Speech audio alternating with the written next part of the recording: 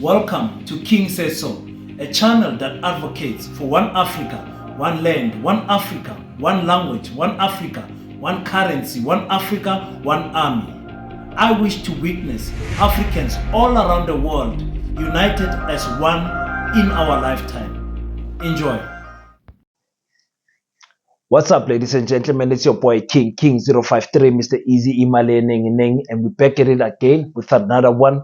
And this time around, we are addressing Nigeria, the total grid shutdown that happened in Nigeria, I think 2 days ago.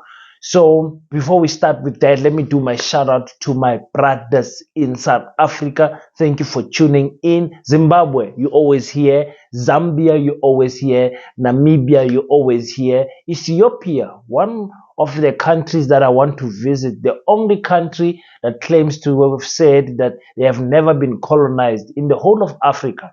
In fact, Ethiopia, guys, is a country as Africans we should study because they still have their old full calendar. Let me not say old full calendar. The original calendar that has 15 months. So Ethiopia right now, I think in their country, they are in the year 2015 or something like that. Very fascinating country, very rich in history. So I would like to go to Ethiopia. So my Ethiopian brothers, hope you are well. Libya, thank you for tuning in. And Morocco, thank you for tuning in. You guys are in our prayers. And let's speak now about Nigeria. But before we do that, let's play a clip so that we can contextualize what we are talking about. Nigeria's electricity distribution companies reported a total system collapse on Thursday, causing widespread blackouts across Africa's biggest economy, before power slowly started to return. The Minister for Power said fire had caused an explosion on a transmission line connecting the Kainji and Jebba power plants, tripping the grid. Power generation fell to zero in the early hours and had risen to 1,341 megawatts by 1400 GMT, still well below the daily average, data from the Transmission Company of Nigeria showed. TNC did not immediately respond to a request for comment. Grid power supply is erratic in Nigeria, forcing households and businesses, including oil firms and manufacturers, to use diesel and petrol generators. In 2022, the grid collapsed at least 4 times, with authorities blaming it on technical problems. Nigeria has 12,500 megawatts of installed capacity, but produces about a quarter of that. President Bola Tinubu has promised to improve supply by allowing state governments to build their own power plants in a bid to help spur sluggish economic growth. So yes, ladies and gentlemen, Nigeria has suffered a total blackout, complete blackout. Like you heard on the news, they said the government was blaming a fire on their main power station, and the whole country just went kaboom. Luckily, it was at night and not during peak hours where traffic is busy and people are busy. Not like people sleep in Nigeria anyway. And the Nigerians that are in South Africa don't sleep. We have Lagos in South Africa. Lagos is sunny side. Our Nigerians don't sleep here. So I spoke to one of my friends in Nigeria. I said, listen, man, how's things going there? He says, listen, the electricity is slowly coming back, but he's got 4 generators, two for his businesses and 2 for his household. And I was like, what? He said, yes, man. If you are a business person in Nigeria, you have to include the generator cost into your business operational cost, because there's no way you're going to survive without a generator in Nigeria. I was like, wow, we don't know. We see what we see. So it is very difficult for Nigerians to operate without the electricity that is supplied there by their government. So this got me thinking that actually this thing can be sorted out if we African countries work together. One Africa, one land. If we use that slogan of one Africa, one land, it will be easier for Nigerians to get electricity. Over 200 million people in that country. One of the biggest economy, not one of the biggest, the biggest economy in Africa. So if you want to supply electricity to so many people, it's going to be very difficult for you to do it, because all those people are using a lot of electricity on a daily basis. Let me take you into confidence by saying this. Nigeria is busy fighting Niger, their next door neighbor. They are bordering each other. I mean, not bothering, they bother in terms of the border. Niger is busy fighting France and fighting the France army to get out of Niger. France does not want to leave Niger because France wants the uranium in Niger.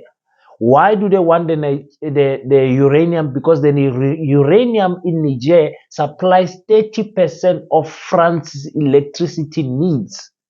So France can actually not keep their lights on without Niger. France is in Europe, but now they are excavating, looting the mineral in Niger. And Nigeria, as the head of ECOWAS, the president of Nigeria is the head of ECOWAS. Those who don't know what ECOWAS is, it's like 15 countries in the west of Africa. They are fighting Niger to say, Niger, you need to bring back the president that was taken out by the army. But you see the people in Niger, they are so happy. The people themselves are going to the army base of France and asking France to leave Niger. Nigeria can actually partner with Niger and their electricity problem will be solved. In fact, Niger can light up almost that whole of West of Africa because of the country is rich in uranium. That uranium is busy stolen and looted by the French. Is that fair? I mean, if we Africans can work together with this slogan of one Africa, one land, it will be easy for us to work. What you don't have, I have. We help each other. Where you lack, I am strong. Where I am strong, you lack. So we help each other as Africans. But we African countries, we are busy competing with each other. That is what is the problem. So I just wanted to say to those who are going to watch this video and they're from West of Africa, guys, Niger can help you guys with your electricity problem only if you guys can unite as West of Africa and leave the West Eastern and the European influencing you guys to shoot each other and kill each other for their benefit. They need Africa. We don't need France. We don't have an army base in France. We don't have any interest of their minerals. I'm not sure if they have got any minerals in France because everything they have, they steal from Africa. Which now brings me back at home in South Africa, because in South Africa, we're having a similar situation with Andre de Ruyter. The Special Investigative Unit has received a report from Andre de Ruyter. Let's just quickly listen to what the spokesperson of the SIU said, and then I'll come back for some commenting. Not only did the Standing Committee on Public Accounts not receive the names from the former Group CEO of ESKOM, Andre de Ruyter, and also Sydney Mufamadi and the police when they came before the committee, but they also did not this afternoon receive names from the Special Investigating Unit, which has indeed confirmed that there are politicians that appear in that intelligence report on ESKOM, which was unauthorized by the Accounting Authority, the board of ESKOM, but commissioned by Mr. de Ruyter. I'm joined by the SIU's head advocate, Andy Motibi. Thank you so much for making the time. You do confirm that there are names of politicians in there. Mr. Lees from the DA even went as far as pushing to ask you whether, for example, the former Deputy President, David Mabuza, is on that list. What bars you from naming these political individuals? No, thank you, Ati, for the opportunity. And really it was a pleasure to brief Scopa and, of course, the public in that sense. We did say there are names in the report, and there are various names mentioned at all levels. So the reason why we really cannot name those names at the moment is because the investigations are still ongoing, and there is a legal process that is required to be followed. If it's a criminal investigation and there's evidence pointing to any individual or any company for that matter, and there is a process that evidence have to be processed, whether the people need to be charged or not. An NPA comes in to make a decision, and the people get charged. And when they're charged, they would appear in court. It's only then that the names would be made public. Now, just for content, for those who are watching from overseas and you don't know what is going on, Andre de Ruyter was the CEO of ESKOM. ESKOM is the state-owned company that supplies electricity to South Africans, just helping those who don't know. So now, ESKOM, in its history of South Africa, has never had a white person heading that institution. And the reason why is because a person, the CEO of ESKOM, not only has the mandate to run ESKOM successfully, Brian Molefe, but they also have a political mandate. The political mandate being, if you don't run this state-owned company perfectly, if you don't make it work, the whole economy will suffer.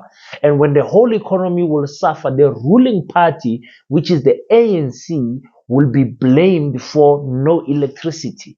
It's up to you as the CEO to make sure that you run the state-owned company ESKOM perfectly so that electricity, the lights, stay on.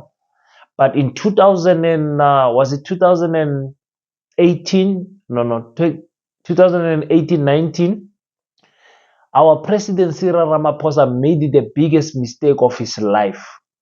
And I don't think it was a mistake. I think he did it on purpose. Of all the people that applied for the job for ESKOM when Brian Molefe was taken out, you must remember we were busy transiting from the Zuma era, where the media was busy telling us that Zuma and the Guptas and the Brian Molefe, they are looting ESKOM and everything. So they were taking those people out, and Cyril Ramaphosa was coming with a new faction. And that faction was to say, we're going to bring change, we're going to stop corruption. They made a big mistake. The biggest mistake in Africa, in South Africa, was employing Andre de Ruyter as the CEO of ESKOM. After 4 or 5 years of killing the institution, he was never there to work at ESKOM. He was there to do investigations. He was a spy, basically.